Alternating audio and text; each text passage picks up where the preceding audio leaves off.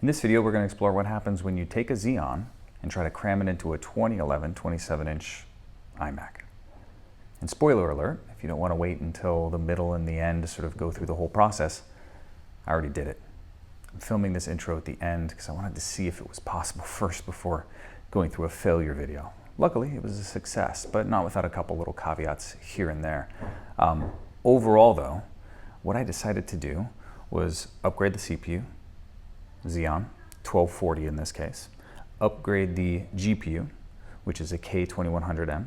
I've got a prior video where I cover how to flash these Kepler-based NVIDIA video cards. Just go ahead and look through my past videos if you need to know more about that process. I won't be going to it in as much detail here. And then I also needed to replace and add a hard drive into my machine. Past video, my SSD was failing, and I had removed the original hard drive in this machine, which causes the fans to spin up.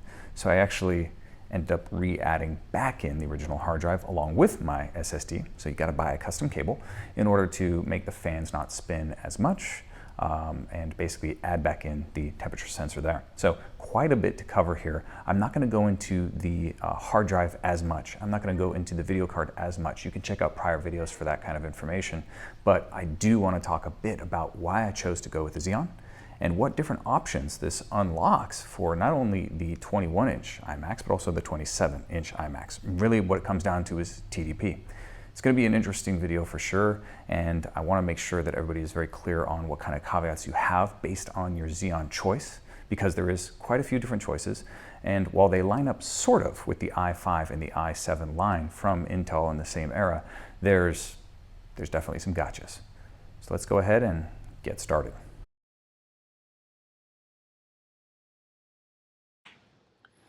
All right, so let's talk a little bit first about my thought process here on using a Xeon within an iMac. Well, the iMac 2011 uses a Sandy Bridge processor, and you're probably familiar with the i5 2400, 2500, 2500S. And those are part of the list of Sandy Bridge processors here on Wikipedia. And you can see those all sort of listed out here in the middle of the i5. And then, of course, in the i7 line, some of the iMacs came with the 2600, 2600S. None of them came with the 2600K. And we'll notice here that we've got sort of the 65 watts up to 95 watt TDP. Now, in essence, the 2600K is a useless sort of processor for the iMacs because you can't actually overclock it. So these two are same base frequencies, but 2600K is overclockable. So just sort of think about that. Definitely don't buy a 2600K unless you get a great deal on it. But when I was out there looking on eBay, they were just so expensive. In fact, everything in the i7 and i5 line, to me, is overpriced for how old it is, right? But that's what we have to work with, or is it?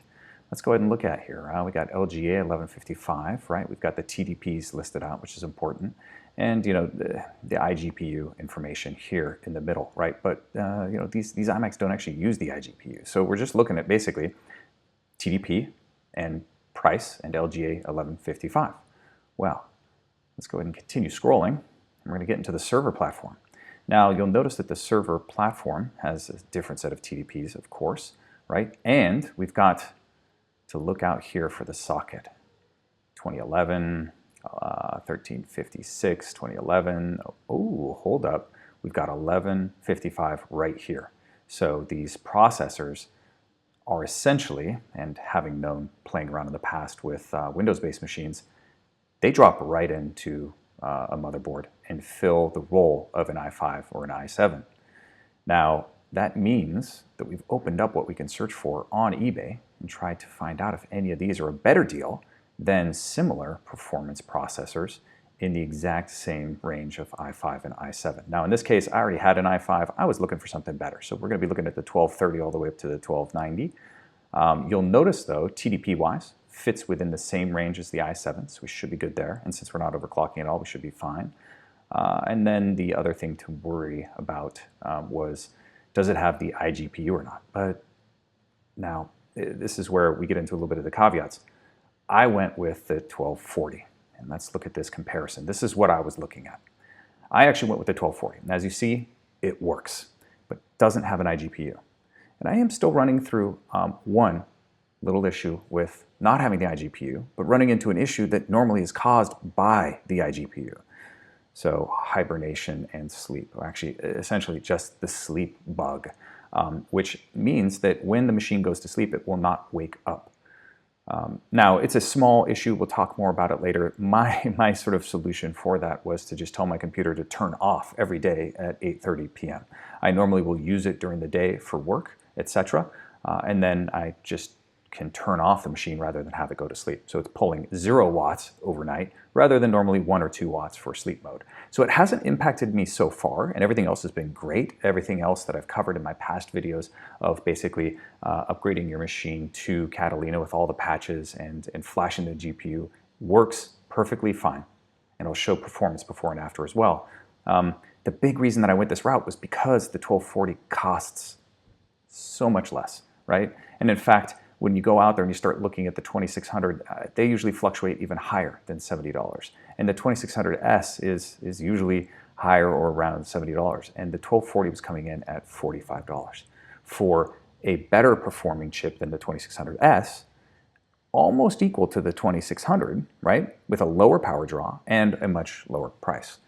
And in this case, when I was looking around on eBay, I wouldn't even go for this 2600S. I mean, why would you choose that over the 2600? I do not know. Now, there is one other option here. You'll notice that the 1240 falls right aligned here with the 1245. The only difference is the iGPU. So if you can find a 1245 with a good price, right, $45. I saw a few $45 right around that range, but very limited quantities. You could essentially get one that probably has better compatibility. So just sort of note that. The other options that I am sort of considering now, even knowing that the sleep issue is there, but it hasn't impacted me, so I'm not going to touch it again. I'm just going to stick with the 1240. But you could also look at the higher end chip here. The 1275 also has the iGPU. It fits within the right TDP for the 27-inch iMac. So that's one thing to be concerned about here, right? If I was thinking about the 21-inch iMac and I wanted something with better performance, the 1260L is looking pretty good here, TDP-wise, right? What else would be interesting in this range? That's the 1225. Nope, that's a quad core. Don't want that one. Here we go. The 1235. It actually says that one's a 95 watt part as well, and I'm not sure why it would be a 95 watt part. Honestly, you could probably get away with that one as well. But yeah, it looks like the 1260L would be a fairly good choice. I haven't actually looked up the prices on the 1260L on eBay, but this is basically what I came to in my process. Let's look at Sandy Bridge processors with the LGA 1155 socket that would work and fit and see if it worked. So all of these will work in a 27-inch iMac. The only thing you need to consider with the 21-inch is the TDP. And then I haven't yet figured out how to fix the sleep issues. Like I said, it's normally caused because of this iGPU. My chip does not have it, and yet I'm running into the exact same issue, even with the patches in place. So there's something going on there. If you're okay with turning off sleep and just telling your machine every day, setting it up to just turn off every day, then why not? Why not go for a less expensive, essentially i7 processor? You will get all the performance. It'll work, right? That's basically the sleep issue is one caveat. The only other one I can think of is there's a feature called Quick Sync, which can utilize the built-in iGPU. It's like 1 or 2 applications though. So if you understand what Quick Sync is, you probably already know that, and you'd go with one that has the built-in iGPU. So that was a little bit of my process, right? But now let's actually get down to the performance. Let's see what I had beforehand and what I have after, right? And sort of go through the process of getting the CPU installed, which is fairly straightforward, but you do have to tear down your entire machine. All right, let's get into the baseline performance of my 27-inch iMac. Now, at one point, I had reinstalled my 6750M. It is not a big performer, all right? It was mostly just to make sure that the machine would work. But yeah, let's go ahead and take a look at how it runs Haven on just the default 720p medium settings, and pretty poorly. Right around 5 frames a second, and I think sometimes spikes up a little bit higher. Now, what else do I have in here? Let's talk a little bit about the CPU. So the CPU is the 2.7 gigahertz Core i5. I can go grab that real quick, but I believe it was the 2500. So, you know, good middle ground CPU. The Geekbench scores, I'll go ahead and pop those up, 3257 for the single core and then 8732 for the multi-core. So that's what we're starting with. Let's go ahead and begin the process of tearing all that out. Get the Xeon chip in there, the 1240, as well as the k2100m. All right. All right, rapid fire mode here on the teardown. I think I actually timed it, and in real time, it took me about 7 to 8 minutes. Remove the screen, remove the entire insides of the machine. So maybe a new personal best. I've tore it down too many times to actually be able to get it under 10 minutes now. But essentially, just take your time, pull all the cords, take a picture of it beforehand, use iFixit's repair guide to actually know all the different steps, and you can do a quick teardown. Once you have the motherboard removed, we can begin the next step.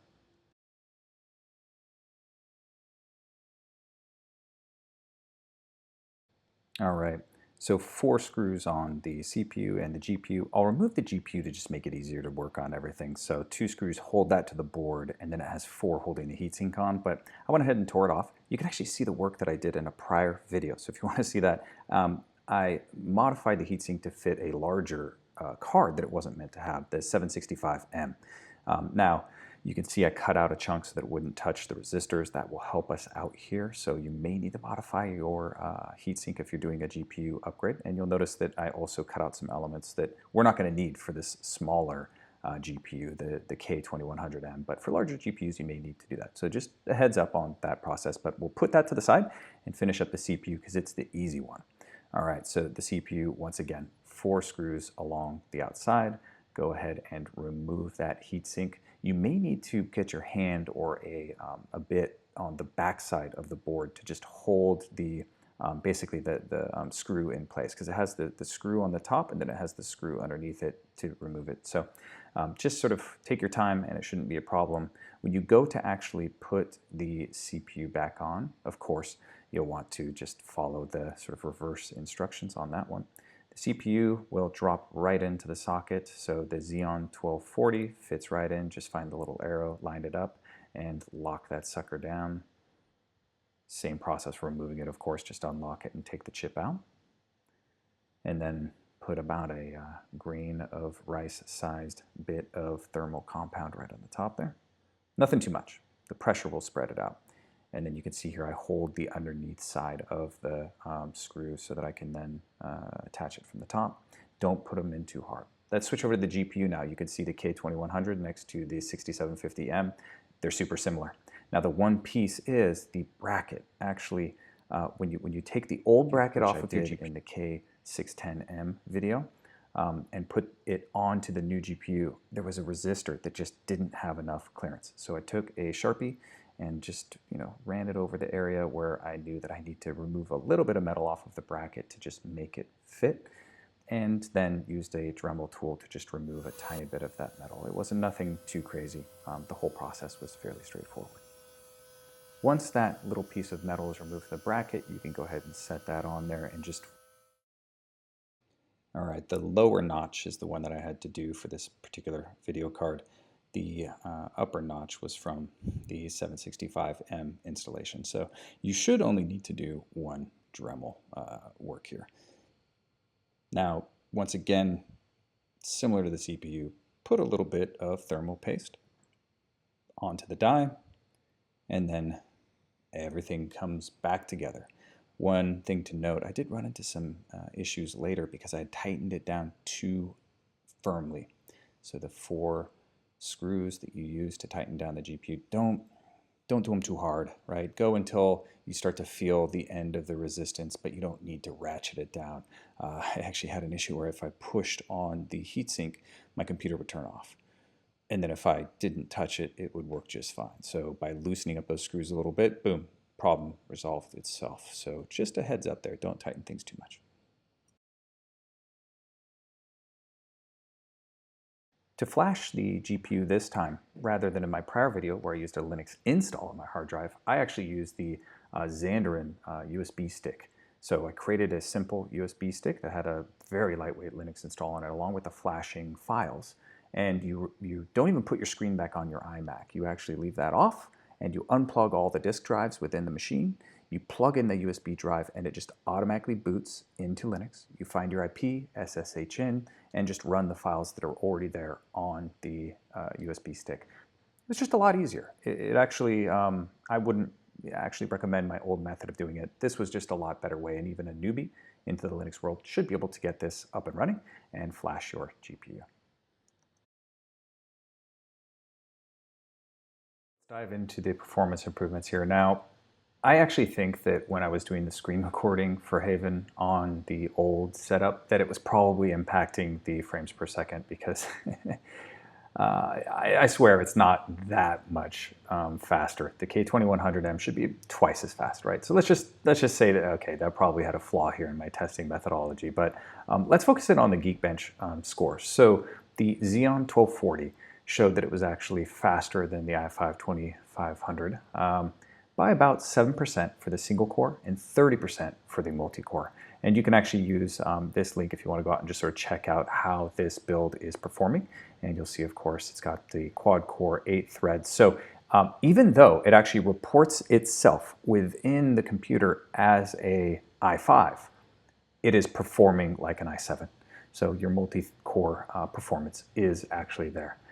I do think that you could actually get better performance by just focusing on the GPU still, but that multi-threaded capability is nice. At one point, I had forgotten that I was actually recording this screen using QuickTime while testing the Xeon and k2100m, and it was still competing with the old setup, the i5 2500, even though it was recording the screen at the exact same time while I was running Geekbench. So that's how much more powerful this chip is, and a lot of it comes down to it can do more things at the same time than the i5 can, because it has that hyper-threading, it has that sort of 8 threads that it can run at once, so it's just better at multitasking. But it also, hey, no slouch on the single core side as well, because it has that lower, or the higher base clocks than the i5 does, and it actually can pull more power. It's going to actually perform better there as well. So overall, very pleased with the performance. In fact, it feels like a more modern machine now when you're going around, and no joke, it's snappier. So I'm really enjoying the performance so far. Okay, so it's conclusion time. Let's talk about the negatives first. So the 1240 Xeon does not have an iGPU. It does not have the HD 3000 built in. And I thought that by using that chip, I would not run into any of the sleep issues when moving to Catalina, using the DOS dude patcher, all that kind of stuff. I thought I would just avoid that entire set of problems. But they still exist, and my method that I used in past videos of trying to patch that isn't working. The second negative one is because it doesn't have the iGPU, you're going to be running into not having QuickSync. If you know what that is, you'll care. But here's the thing, both of those cons can be removed by just getting the 1245 Xeon. It has the iGPU built in, it will work, it'll have the HD 3000 graphics, all of the fixes will work just like the regular Sandy Bridge i7. And it's going to be less expensive and right around the exact same performance, maybe give or take 5% overall, right? So is it worth it? 100% yes. Now, if I was going to do it again, would I just pick up the 1245 Xeon, which falls right around the same price, maybe plus a couple dollars? Absolutely. Now, if that goes up too much, I wouldn't, right? I would just deal with the fact that, I had to tell my computer to turn off more often. But I look at this and I think that the Xeon line, everything from the about 1230 up to the 1290 is now fair game for installing in these machines. It will work. The performance is there. It's less expensive than the i7 2600. It's faster than the i7 2600S. Why wouldn't you go this route?